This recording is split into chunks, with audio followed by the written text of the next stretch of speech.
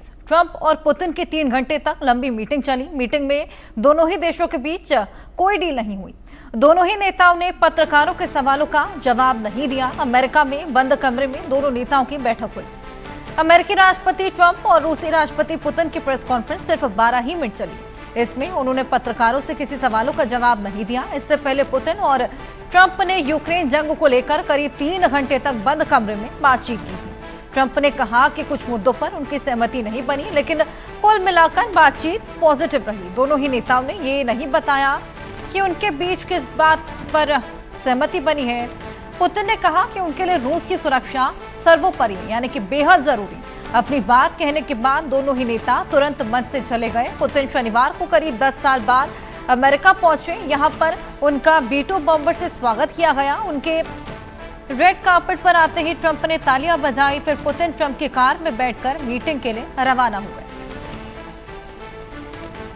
तो ट्रंप और पुतिन की मुलाकात, क्या कुछ हुई बात, ये बेहद बड़ा सस्पेंस। ये महामुलाकात में आपको बताएं कि 3 घंटे तक की मीटिंग चली है बंद कमरे में।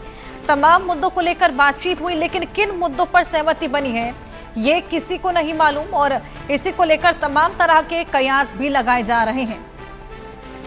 चलिए आइए, इसी को लेकर हमारे साथ हमारे खास मेहमान जुड़ गए हैं, उनसे और बातचीत करेंगे। कर्नल रिटायर्ड संजीत सिरोही जी, जो कि डिफेंस एक्सपर्ट हैं, निपुण आलम बयान विदेश मामलों के जानकार, और जैद अनवर जो कि भू राजनीतिक विशेषज्ञ हैं। तीनों ही हमारे साथ जुड़ गए हैं। निपुण जी, सबसे पहले मैं आपके पास आऊंगी। अगर बॉडी लैंग्वेज को देखा जाए तो क्या लगता है, बॉडी लैंग्वेज को किस तरीके से समझा जाए? क्या लगता है कि ये मीटिंग वाकई इतनी पॉजिटिव रही है जिस तरीके का प्रेस कॉन्फ्रेंस में कहा गया?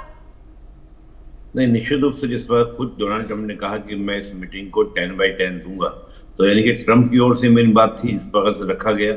और पुतिन का ये कहना कि हमारी बातचीत हुई है और काफी पॉजिटिव हुई है। बस ये कहूंगा कि यूरोप जो है इस बातचीत में टांगना अड़ा है, यानी कि इसमें कोई इस प्रकार का कार्य न करे जिससे कि ये जो वार्ता हुई, टॉक हुई है, बेकार हो जाए, खराब हो जाए। तो ये हमको पुतिन की ओर से देखने को मिला। कुल मिला के बात ये है कि अभी जो बात आपकी हुई, उस बात के बाद फिर जैसे पुतिन साहब ने कहा कि आप आइए मॉस्को, तो ट्रंप ने कहा कि बिल्कुल मैं मॉस्को की मीटिंग जो है मॉस्को में होगी। तो ये सब एक पॉजिटिव आउटकम देखने को मिलता है। और देखिए, ये जो मीटिंग थी अर्षद जी, इसका मकसद यही था कि जो दोनों सुपर पावर्स हैं इनके बीच में सीधी एक संपर्क हो, सीधी बातचीत हो। तमाम तरह के जो आपके मीडिएटर्स होते हैं, बिचौली होते हैं, उनकी ओर से जो दोनों की बातचीत के बीच में 2 घंटे 45 मिनट जब बातचीत चली, तो वो सब जितने गिले शिकवे थे उनको दूर करने का प्रयास किया गया। और दोनों नेताओं का यह कहना कि अगली मीटिंग जल्दी होगी, मुलाकात जल्दी होगी, उस पर सहमति बनना। और ट्रंप का एक कहना कि मैं जल्दी ही जितने स्टेक होल्डर्स हैं, चाहे यूरोप हो या जेलेंस्की हो, उनसे बारे में बात करूंगा। तो मुझे लगता है कि ये पूरा पॉजिटिव आउटकम है और बेहतर तरीके से हर तरह को लेकर मुझे देख रहा था। जब स्टार्टिंग हुई मीटिंग की, पहले डोनाल्ड ट्रंप उतरते हैं हमने प्लेन से, फिर उसके बाद आपका पुतिन आते हैं और जिस तरह से वेलकम तालियां बजाकर, फिर उसके बाद आपका हैंड शेक करके किया गया। उसके बाद हम देखते हैं कि ऊपर से B-2 बॉम्बर के द्वारा सलामी दी गई। पुतिन साहब ने 2 बार मुड़कर देखा। तो ये जो चीजें ऊपर देखने का पूरा जो स्टेप था, उसके बाद हम देखें जब मीटिंग शुरू होने से पहले भी पत्रकार के सामने वार्ता हुई और पत्रकार के सामने जब बात हो रही थी, तो एक बार एक पत्रकार ने पूछा भी कि आप नागरिकों को कब तक मारेंगे, तो उसको एकदम टाल दिया गया कि नहीं, हम बाद में बात करेंगे। वहीं पर आपका प्रेस कॉन्फ्रेंस क्या थी, जो एक ब्रीफिंग करनी थी, वो आपके समाप्त हो गई। बाद में 12 मिनट के अंदर कोई किसी तरह की बातचीत नहीं कि हम ये सहमति हुई है, ये सहमति हुई है। बस दोनों नेताओं ने पॉजिटिव और खास तौर से मैं देख रहा हूँ कि डोनाल्ड ट्रंप का जो 10/10 कहना, तो मैं निश्चिंत हूँ कि दोनों के बीच में बहुत स्पष्ट रूप से कुछ बातों को लेकर क्लियर कट टॉक्स हुई हैं। जो भी आपस में किसी तरह का जो द्वंद्व थे वो शायद समाप्त हुए होंगे। हो सकता है कि जानबूझ के वो मीडिया के सामने, दुनिया के सामने नहीं रखना चाहते हों, क्योंकि इसके रखने से बहुत सारे और इक्वेशंस बिगड़ने की पॉसिबिलिटीज रहती। तो ये एक पॉजिटिव तरीका है दो नेताओं के बीच में, बहुत ही सिंसियरिटी के साथ, जिम्मेदारी के साथ दोनों नेताओं ने बात की। अब मुझे होप है कि जल्द से जल्द हमको देखने को मिलेगा कहीं ना कहीं कोई ना कोई शांति को लेकर एक। और देखें हर्षद जी, आपने देखा होगा कि जो पूरा प्रेस कॉन्फ्रेंस उसके पीछे देखो, प्रेसिडेंट पीस, ये स्लोगन लिखा हुआ था, यानी कि हम शांति की ओर क्या कर रहे हैं, बढ़ रहे हैं। अब मुझे नहीं लगता कि दोनों के बीच में जब सहमति हो गई है, तो सहमति के बाद जेलेंस्की या यूरोप की ओर से किसी प्रकार का कोई बहुत ही ज्यादा रोल होने वाला है। ये कि डोनाल्ड ट्रंप से बातचीत जरूर करेंगे। अब देख रहे ये है कि आगे कैसे निकल कर आता है और कैसे जेलेंस्की या यूरोप तैयार होता है। बिल्कुल संजीत जी, आपके पास में आऊंगी। आपको क्या लगता है कितना पॉजिटिव आउटकम इस पूरी मीटिंग का देखने को मिलेगा, और अगर आप इनकी बॉडी लैंग्वेज को समझ पाए तो आपको क्या लगता है किस तरह की ये मीटिंग रही? हर्षा जी, पहले तो मैं आपका धन्यवाद देता हूं, आपके चैनल पे आपने बुलाया और एक बहुत ही अहम मुद्दा जो आज के दिन है उस पर डिस्कशन करने के लिए। मैं नुबन साहब की बात से पूरी तरह सहमत हूं, लेकिन मैं 2-4 पॉइंट और ऐड करना चाहता हूं। बिल्कुल।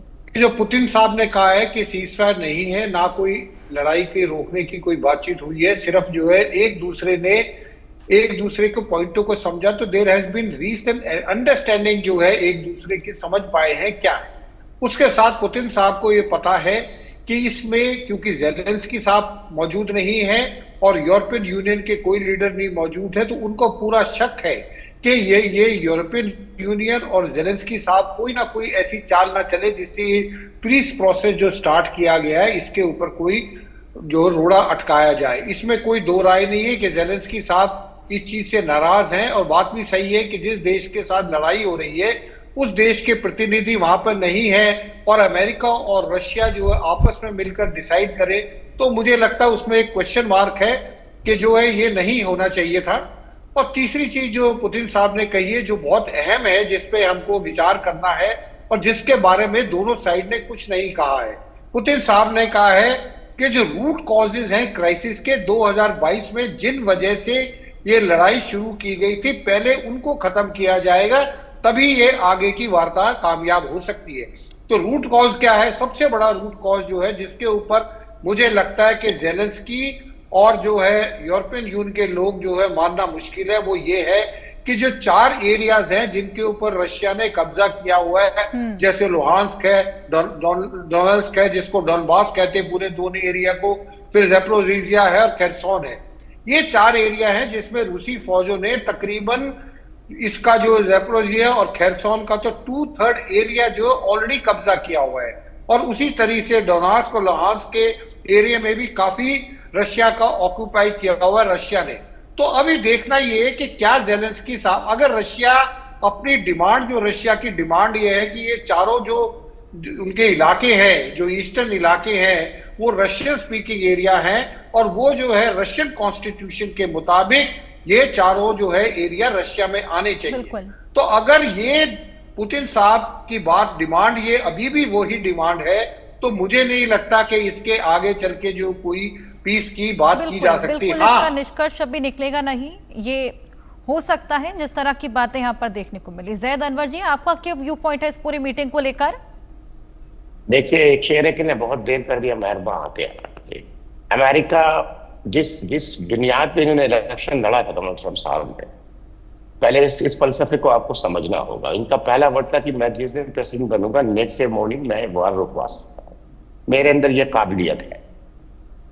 और ऐसी ताकत पे आने के बाद इनको कहीं पर भी पुतिन साहब ने एक संजीदगी से जो पॉलिटिकली मूव उनका तमाम था, वो कहीं ना कहीं डोनाल्ड ट्रम्प साहब फेल लिए थे।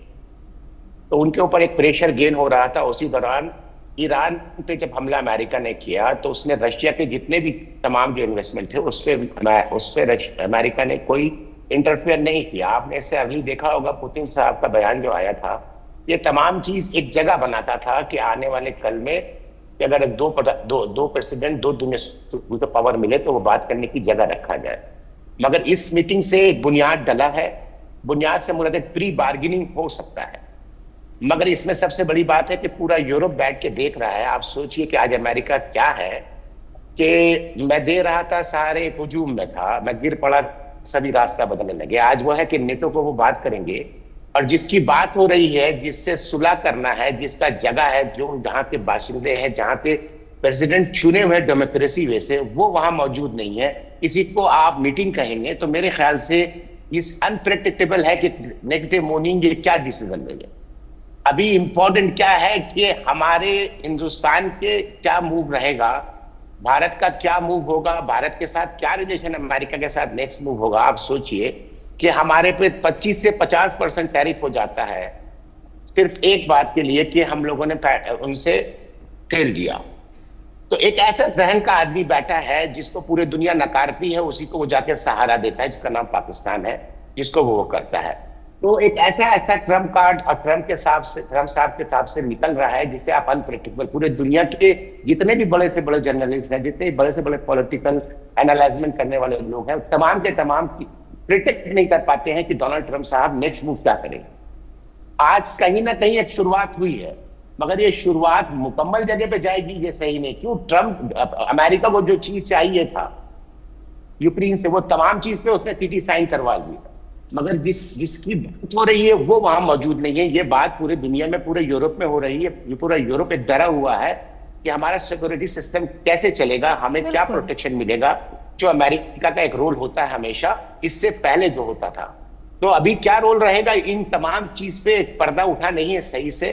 तो मगर कहीं ना कहीं लोग डरे हुए हैं, नर्वस है, और खास करके यूरोप से। मगर अगर आपको इस बुनियाद पे आना है कि इसे सुलह की तरफ अगर जाए, तो इससे बड़े मैसेज पूरे दुनिया में कहीं नहीं जाएगा। और डोनाल्ड ट्रम्प का एक अचीवमेंट करेंगे अगर सुलह कराएंगे तो। बिल्कुल अचीवमेंट तो होगा ही, लेकिन ये सुलह होती है नहीं, ये बेहद बड़ा सस्पेंस अब भी बरकरार। आप तीनों के पास मैं वापस लौटूंगी। इसी बीच हम अपने दर्शकों को एक बड़ा बयान बता दें जो पुतिन ने दिया था इस मुलाकात के बीच। और पुतिन से मुलाकात के बाद ट्रंप का भी एक बयान सामने आया है। रूस से बातचीत अच्छी रही, ट्रंप बोलते नजर आए। समझौते के लिए सभी की सहमति जरूरी है, कुछ मुद्दों पर सहमति नहीं बनी है। पुतिन के साथ हमेशा अच्छा रिश्ता रहा है। तो ये बयान डोनाल्ड ट्रंप का इस पूरी मुलाकात के बाद, 3 घंटे की मुलाकात जो कि बंद कमरे में चली, तमाम मुद्दों को लेकर चर्चा की गई थी। और सबसे बड़ा मुद्दा जो कि रूस यूक्रेन युद्ध को लेकर था, जिस तरीके से लगातार डोनाल्ड ट्रंप का हस्तक्षेप इसमें देखने को मिला, जिसके बाद ऑपरेशन राइजिंग लाइन भी चलाया गया था।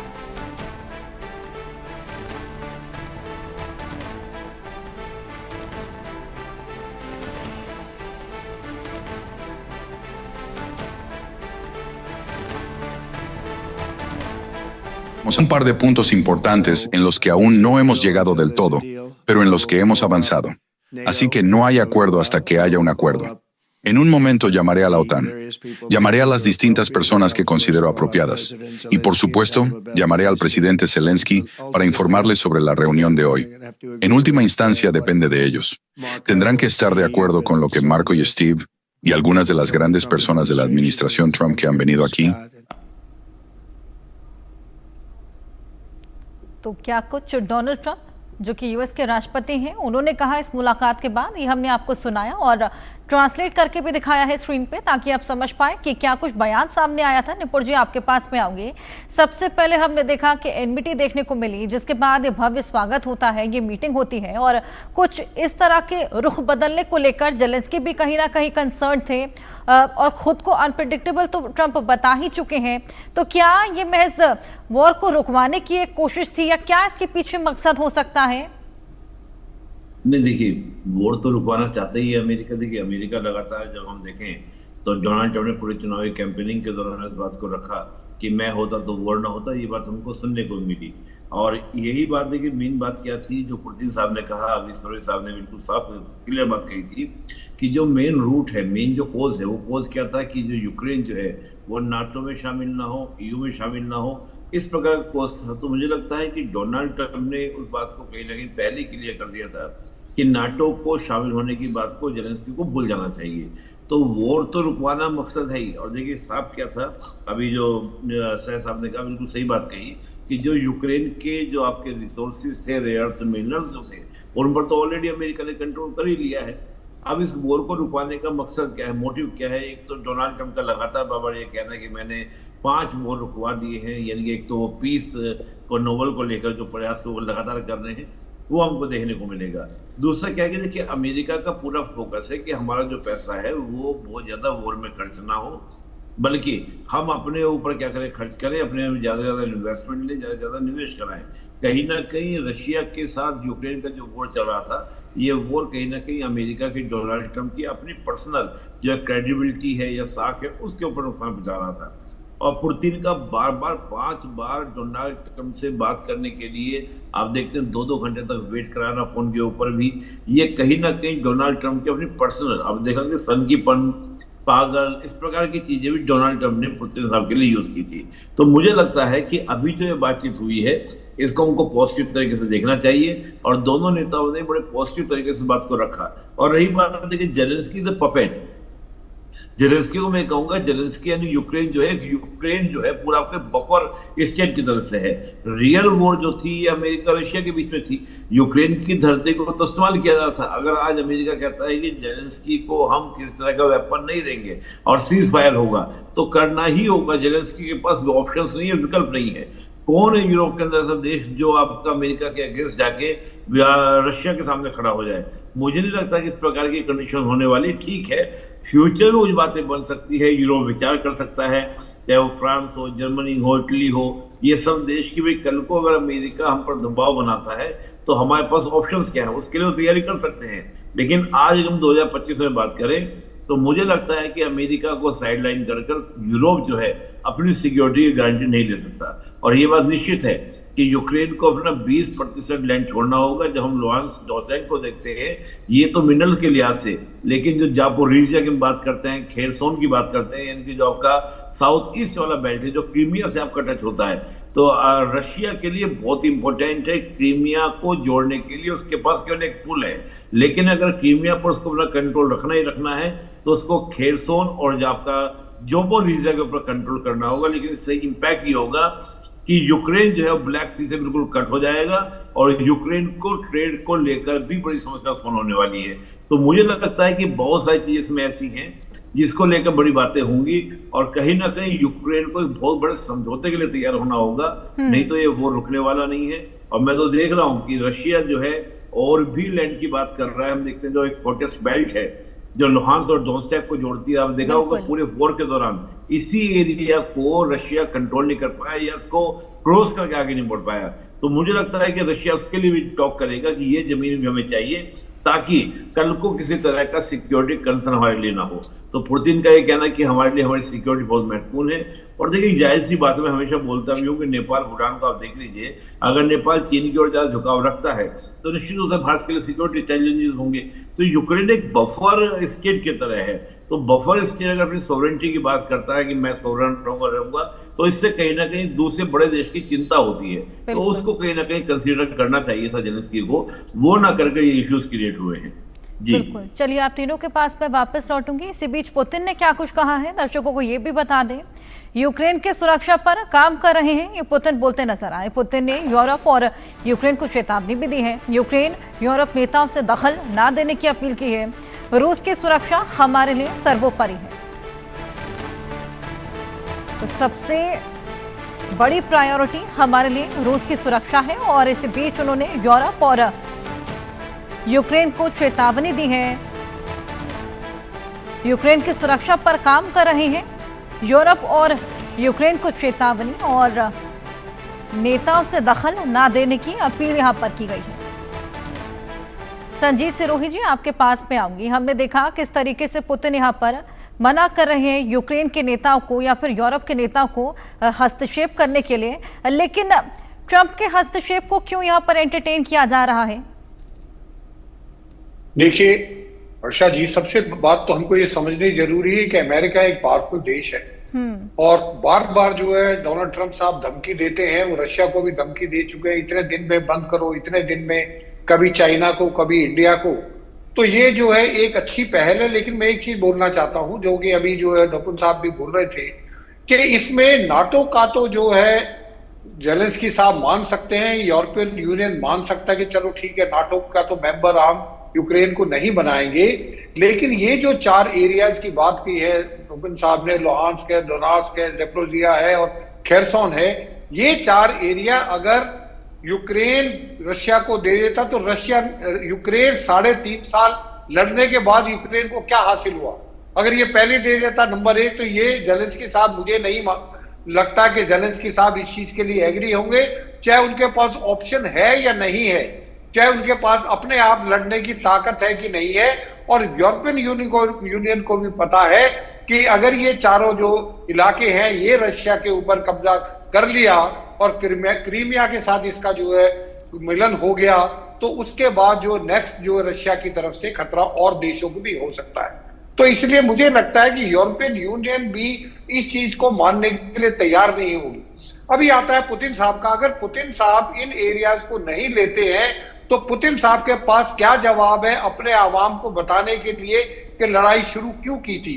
तो ये अभी देखिए, ये डोनाल्ड ट्रंप साहब और पुतिन साहब की बात हुई है, बड़ी अच्छी बात है, आगे भी बातचीत हो, लेकिन इसका मसला या इसका हल इतनी जल्दी से निकलने वाला नहीं है, क्योंकि पुतिन साहब ने, जो मैंने पहले भी बताया, पुतिन साहब ने कह दिया है कि जब तक root causes of the crisis is not eliminated, ये शांति नहीं हो सकती। दूसरी तरफ यूरोपियन यूनियन का ये कहना है कि nothing about Ukraine without Ukraine, Ukraine के बगैर आप कुछ डिसाइड नहीं कर सकते। और मुझे नहीं लगता ज़ेलेंस्की साहब इस चीज को मानेंगे कि चारों इलाकों को जो रशिया को दे दिए जाए। This will not be acceptable इधर बाय यूक्रेन और बाय यूरोपियन यूनियन। तो ये अभी बहुत पेचीदा मामला है। डोनाल्ड ट्रंप साहब किस तरीके से, आज तो उन्होंने 10 में से 10 नंबर दे दिए हैं, पर जब वो ज़ेलेंस्की साहब से, यूरोपियन यूनियन के लीडर से और नाटो कंट्रीज के जो चीफ है उनसे जब बात करेंगे तो मुझे लगता है कि डोनाल्ड ट्रंप साहब को शायद झटका लगने वाला है। हर्षा जी। बिल्कुल संजीत जी, तीनों के पास वापस लौटूंगी। पुतिन ने क्या कुछ कहा है, अपने दर्शकों को सुनवाएं।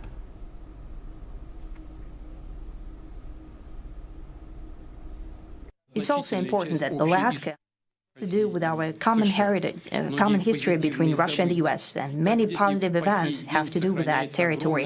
Still, there is tremendous cultural heritage back from the Russian America.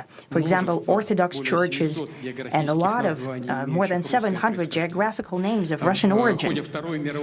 During the Second World War, it was here in Alaska that was the origin of the legendary air bridge for the supply of military aircraft and other equipment under the Lend-Lease program. It was a dangerous and treacherous route over the vast emptiness of ice. It's also important that Alaska has to do with our common heritage, common history between Russia and the U.S., and many positive events have to do with that territory. Still, there is tremendous cultural heritage back from the Russian America. For example, Orthodox churches and a lot of, more than 700 geographical names of Russian origin. During the Second World War, it was here in Alaska that was the origin of the legendary air bridge for the supply of military aircraft and other equipment under the Lend-Lease program. It was a dangerous and treacherous route over the vast emptiness. बिल्कुल जैद जी, आपके पास मैं आऊंगी। Putin ने क्या कुछ कहा ये भी हमने अपने दर्शकों को सुनवाया, और जिस तरीके से यहाँ पर इन तमाम मुद्दों को लेकर सहमति बनी है, नहीं बनी, इसको लेकर हालांकि खुलासा नहीं हुआ, लेकिन जिस तरीके से रूट कॉजेज की बात हुई है, इम्प्रूवमेंट देखने को मिली है, क्योंकि रूट कॉजेज की बात अभी तक कोई नहीं कर रहा था। क्यों नहीं पुतिन और ज़ेलेंस्की के बीच में डायरेक्ट बातचीत हो सकती, डायलॉग हो सकता? देखिए, हम कहीं ना आप इस तरह समझ लें कि मेरे क्लास में एक टीचर है, वो किसकी शामत कब बुला ले किसको मालूम नहीं, स्टूडेंट किसी को मालूम नहीं। पूरी दुनिया, इस पूरी बात से समझिएगा, पूरी दुनिया आज इस माहौल से गुजर रहा है। एक ऐसा टीचर है, आप तमाम स्कूल गए हैं, ऐसे टीचर हैं कि किस स्टूडेंट को कब खड़ा कर दे, अगर वो नहीं पढ़ पा रहा तो उसे मारा जाएगा। ये एक मिजाज है। मारने का वेपन क्या है, या टैरिफ है। मारने का वेपन क्या है, इस बैंड लगेगा। मारने का वेपन क्या है, फाइन लगेगा। ये एक बिजनेसमैन है, पहले बात को समझिए। एक बिजनेसमैन के हाथ में ऐसी ताकत आई। कितने आर्टिकल लिखे गए थे जब डोनाल्ड ट्रंप साहब सत्ते पे आए हैं, उसके बाद कितने ही आर्टिकल आए थे, जितने भी बड़े बड़े जर्नलिस्ट, जितने भी एडिटर थे, उन्होंने एक आर्टिकल लिखा था। वो आर्टिकल आज सच हो रहा है कि हमने ताकत, पूरे अमेरिका ने जो ताकत दी है बिजनेसमैन को दी। इनका बार्गेनिंग स्किल क्या है, अब ये समझिएगा। वो इतने नीचे तक जाते हैं, इतने बॉटम लाइन जो होता है वो क्रॉस करके चले जाते हैं। उनका नाम ट्रंप है। सोचिए कि मेरे फॉरेन मिनिस्टर ने कहा था कि पूरी दुनिया नर्वस हो रही है, मगर हिंदुस्तान को नर्वस होने की जरूरत नहीं है, क्योंकि ट्रंप से मोदी साहब का बहुत अच्छा रिलेशन, इक्वेशन है। मगर वो सच कितने दिन चला, बिल्कुल आप समझ पा रहे। तो एक आदमी ऐसा है कि अपने मुफाद के लिए, एक ऐसा मुल्क है जहां पर चाइनीज भी इन्वेस्ट करते करते डर रही थी, वहां अमेरिका आके बोलता है कि पाकिस्तान को मैं ये फंड दूंगा। आप न्यूयॉर्क टाइम्स का जितने भी आर्टिकल उठाइएगा, सब ने कहा कि एक ऐसा पत्ता खेला गया है कि इंडिया को डराया जा रहा है। ये तमाम चीज दुनिया के सामने। मगर यूरोप में आज पब्लिक डोमेन में जो बात है, उस बात को आपको समझना होगा। डोमेन में बात यह है कि मेरा मसला है, आप अगर कोई भी कोर्ट में खड़े हो जाएं, कोर्ट में अगर एक पहलू में एक बंदा रहेगा, दूसरे पहलू में अपोजिशन नहीं रहेगा, तो बात नहीं होगी। दुनिया का ये फलसफा है, इसी पे दुनिया चलता है, इसी इंफ्रास्ट्रक्चर पे दुनिया बना है, ये लॉ एंड ऑर्डर बना है। जिसकी बात हो रही है वो वहां मौजूद नहीं है, तो आप क्या प्रिडिक्ट कर सकते हैं, क्या बात किया वो दो खैर